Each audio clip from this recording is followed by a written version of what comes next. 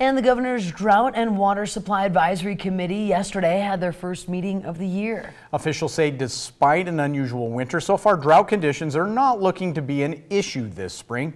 MTN's meteorologist Curtis Grevenitz has more in this morning's Montana Ag Network report.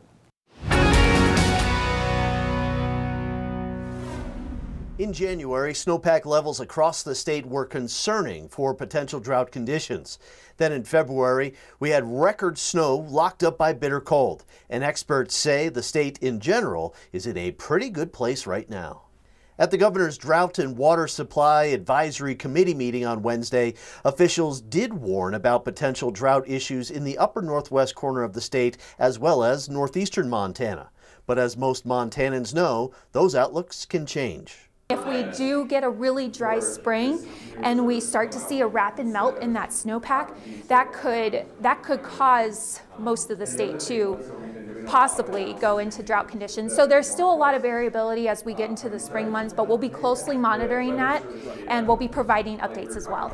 The Montana Departments of Agriculture and Livestock are also closely monitoring the weekly outlooks and recommend farmers and ranchers do the same.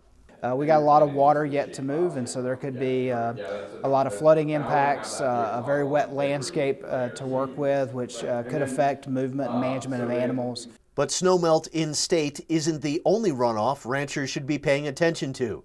Devastating flooding in the Midwest this winter and early spring may also have a big impact on Montana beef. I think another thing to watch is hopefully our partners in the Midwest, which is where we market a lot of our cattle. I hope that the concerns they've had with flooding this winter don't have any potential to disrupt our movement of cattle to the Midwest later in the year. Reporting in Helena, Curtis Grevenitz, MTN News. Now, the Montana Department of Natural Resources and Conservation offers several online tools to monitor flooding, drought, and their impact on crops and livestock. Link to those resources can be found on our websites.